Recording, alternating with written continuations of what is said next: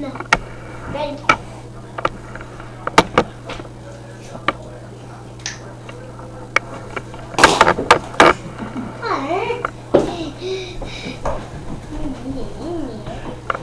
Hi, my name is Marjorie Booth, and I would like to talk to you today about applying for a mortgage loan.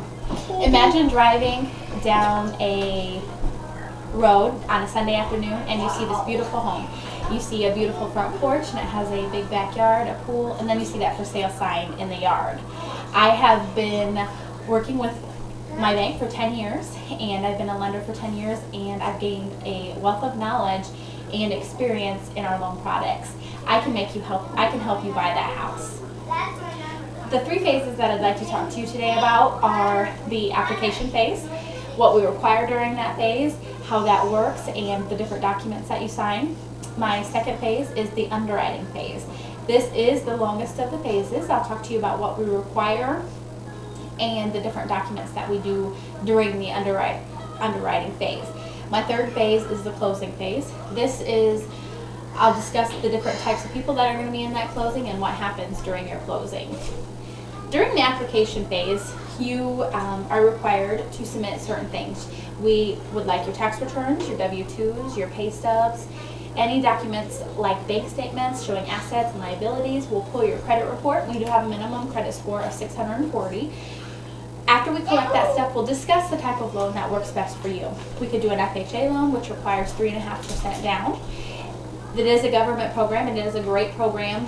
Your house does have to fit into that category, though. You need to make sure that there's no chipping paint. The roof still has 2 years worth of life left in it. The foundation is not cracked. We do have conventional loans also. FHA are a little bit more popular. Conventional loans are 10 or 20% down. Sometimes that's a little bit more difficult to come up with that kind of cash at closing.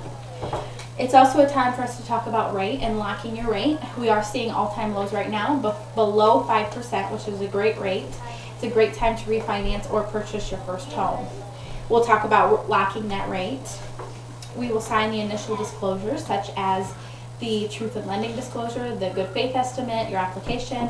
We'll get personal information such as social security number, date of birth, where you work, how many dependents you have. We will put that all on the application. Our second phase is the underwriting phase. This is the longest phase. We submit all of our information that we gather during the application phase, and we submit that to our underwriters.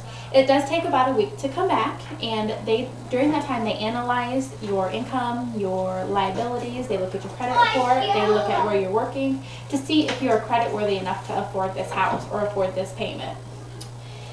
During this time, we also will order title work on the property. This is a very important service. We have a title company search your piece of land that you're going to purchase at the recorder's office.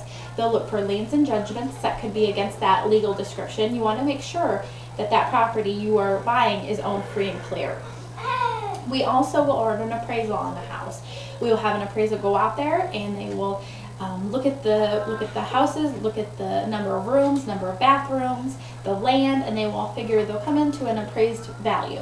And that value is very important because you want to make sure that it matches the purchase price. So you don't want to be purchasing a house for $185,000 and it only appraises for $85,000. And we are seeing home values go down about 10 to 20%. So right now markets are low, so hopefully they come back up. Our third phase is the closing phase. We close our loan at a title company. We have a closer do it for us. It's typical to have the buyer and the seller in the room. We will also have realtors for the buyer and seller. You'll have the lender, which is me, and you'll have the closer. We sign those final documents. We will sign the application again. You'll sign the promissory note, and the promissory note discusses the payment terms, how much your payment is, the maturity date, your rate.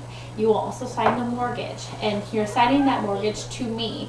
So if something would go wrong, you wouldn't be able to make your payments, we would have access and a lien on that property, and we could take that.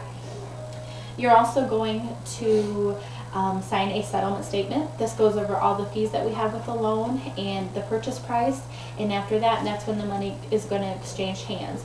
Your seller is getting their purchase price, and you in exchange are getting the keys for that home. during the closing is very exciting for most people. You finally get to have that home, and in closing, the house is finally yours, and now you are able to start making that house a home. Congratulations. Thank you.